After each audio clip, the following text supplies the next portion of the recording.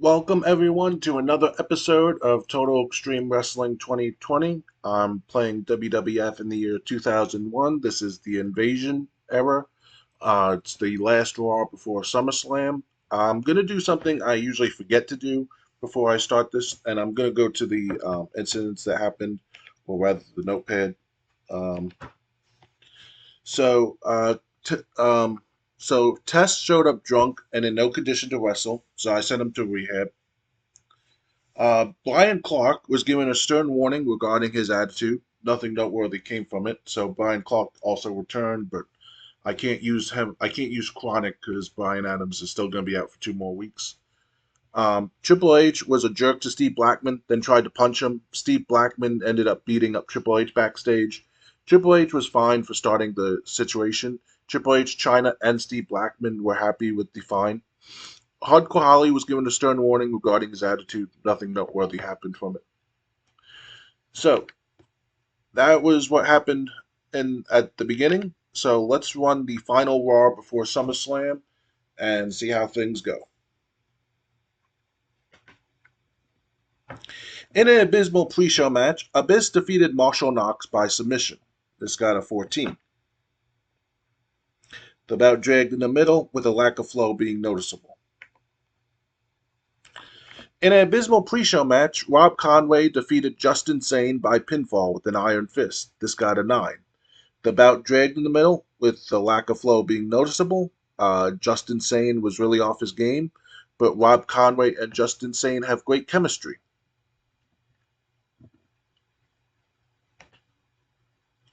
In a bout that had great heat and decent wrestling, Big Show defeated Farouk by pinfall with the choke slam. This got 75. This got the show off to a strong start. So Lance Storm comes to the ring by himself, and Lance Storm goes, "If I could be serious for a moment, I heard that many of you think I am scared of Chris Benoit. Nothing could be further from the truth. I respect Chris Benoit, but I saw when he was coming out to the ring while I was speaking on SmackDown that he was looking to start a fight. Chris, please join me in the ring because I just want to talk." So Chris Benoit's music plays. He starts walking down the ramp, but as he's about halfway down the ramp, Justin Credible comes from behind with his Singapore cane and attacks Benoit. And then when Benoit's down, Storm gets out of the ring, and he and Justin Credible start putting the boots to Chris Benoit until security comes out to break this up. This only got 37, but the storyline did gain heat.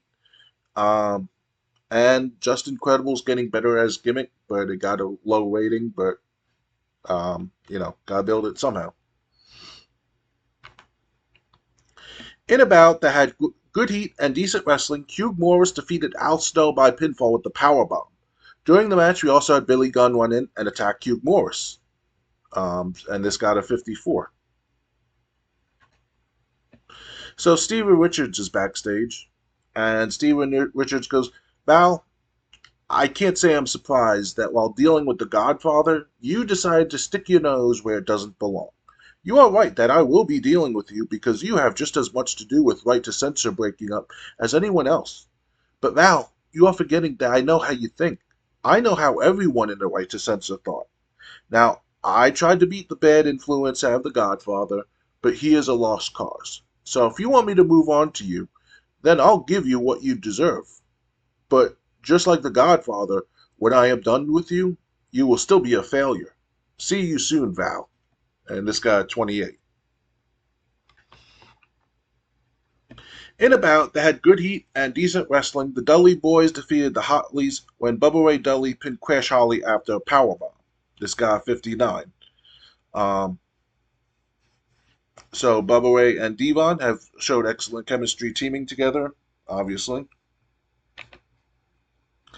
So the Dudley Boys are celebrating the win over the Hollies. Sean O'Haire and Chuck Palumbo come in and attack Bubba Ray and Devon. This only got a 41. So Jindrak and Sean Stasiak beat down the Hardy Boys backstage, leaving them down and out. This only got 26. Jeff Hardy and Lita have great chemistry. So these, uh, I'm just saying, these storylines that I'm trying to get going, it's not helping that they're getting such low ratings. In a bout that had good heat and decent wrestling, Canyon defeated Taz by submission. Canyon successfully defends the hardcore title. This was a hardcore title match, a hardcore match.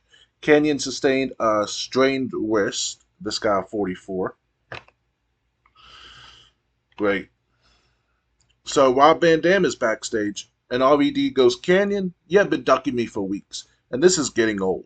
You'll fight other ECW guys, but you don't want to get in the ring with me. Is that because myself and the Dudley Boys kicked your ass last week and you lost the match for your team? On SmackDown, I want my hardcore title match. Or I will take it when I bring a referee with me and I beat you wherever we happen to be when I do find you. After our match, the new hardcore champion will be Rob Van Dam. And this got a 45. So Break the Walls that plays as Chris Jericho comes out with a microphone. And Chris Jericho goes, it seems we are only 6 days away from SummerSlam, and that means my opponent, Stone Cold Steve Austin, still has 6 days left of his vacation. Before I kick his ass and become the new WWF champion.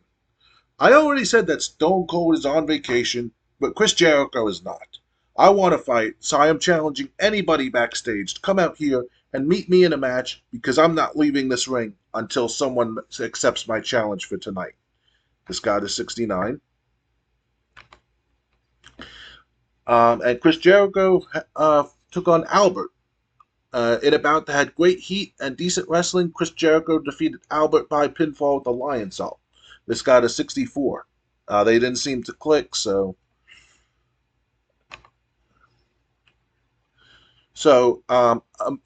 Triple H and Kurt Angle come face to face backstage. They both charge at each other, but the ring gets flooded by guys from Sunday Night Heat, mainly Charlie Haas, Rico, Spanky, Damager, Orton, and Leviathan or Batista. Basically, all these guys run backstage trying to separate Triple H, who wants to rip Kurt Angle's head off and not wait for SummerSlam. This got a 71. In a bout that had great heat and good wrestling, Booker T defeated Rikishi by pinfall with the missile dropkick, and this got a 63. So the Undertaker is standing backstage, and the Undertaker goes, in 6 days, Booker, I'm going to be defending the WCW United States Championship against you. The very same title we fought over a week ago. You remember what happened last time we met one-on-one, and you're right, this is more than just about some championship. This is over you trying to destroy the company I helped build for over a decade. So I'll see you at SummerSlam, but you are in for a long night if you are expecting a different result. And this got a 67.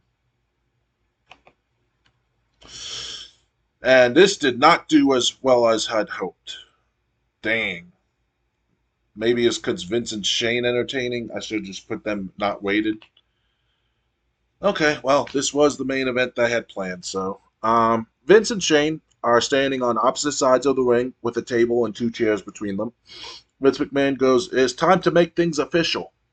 This Sunday, Diamond Dallas Page and The Rock are scheduled to compete in an interpromotional match, and tonight, both men will come out here and sign the contract for that match, along with a chance to say whatever they want to say to each other. So let me introduce you to The Rock. So The Rock's music plays as he comes out. The Rock gets in the ring, looks at Shane McMahon, which causes Shane McMahon to back up with his hands raised, like, whoa, whoa, I'm not here to fight. Vince McMahon puts his hand out to shake The Rock, but The Rock just completely walks past him and sits in his seat. Shane McMahon goes, representing WCW in this match, let me introduce you to the real People's Champion, Diamond Dallas Page. So Diamond Dallas Page comes out to the ring with Self High Five playing. Diamond Dallas Page steps into the ring, Shane shakes Shane McMahon's hand, and then takes his seat at the table. And Vince McMahon goes, this is the contract to make the match between you two at SummerSlam official. You two have read the contract. Shane and myself have read the contract. So we just need your signatures. Rock, if you will, first. So The Rock signs the contract, then grabs the microphone in front of him. And The Rock goes, If you sign that contract, then after SummerSlam, you will realize that you are not and ever will be the people's champion as long as I'm around. Diamond Dallas Page looks at him, signs the contract, and then grabs his mic. And DDP goes, Rock, you still don't understand what makes someone a champion of the people. Let's look at your history. People hated you when you first came to the WWF. You joined a group of other black wrestlers and claimed people hated you because of your skin tone. When that was done, you pretended to embrace these people just to make a deal with him to be the corporate stooge. Now, I'm supposed to believe you are about these people again? Rock, when I was in WCW, I always enjoyed these people, and these people appreciated me even during the days I was in the opening match. But these people never said, Die, Page, die. You can underestimate me if you want. But just 4 years ago in 1997, Macho Man Randy Savage did the same thing, and I hit him with the diamond cutter and got the pinfall when no one thought that was going to be possible. You keep underestimating me, and this Sunday, I will hit the diamond cutter on you, and you will feel the bang. So DDP and The Rock basically put down their mics and just stared at each other um, as the camera fades to black for the end of Raw. So I thought this was going to do a whole lot better. This segment, if nothing else. So, but a 67, I mean, I guess as long as I stay above the 50, high 50s into the low 60s, the TV networks will be happy. Although I'll probably have to find new ones when TV contracts come out. But I'll worry about that later. It's not like I won't be able to find one. Um, so yeah, so just let this process and see if there's any see if there's I mean Big Show, I have to be honest, Big Show and Farouk over delivered. That was just an opening match. But I thought I didn't think a lot of the backstage segments that would bomb like they did. So Canyon sustained a strained wrist. I have to Raw got a 1.22 or 1.82. Drug test fees, and then Stone Cold's back. So, but there are a couple things I have to do. Incident involving Sean Stasiak. He's been identified as a steroid user. You're so lucky I'm using you in that storyline with Mark Jindrak. Find him. He's unhappy that I find him. Wonderful. So, how long is Canyon out for? Does it say? Or is he just going to be missing time? Or is he just going to strained wrist? He's working through it, and he'll be fine for SummerSlam. Although I really can't have a hardcore title match on SummerSlam because the pay-per-view might reject it. So I might just give Rob Van Dam the title, even though Canyon has higher rating, I think. And in let's see, Canyon's basically 63, except he's a 59 in Puerto Rico. And Rob Van Dam, yeah, it's all over the place.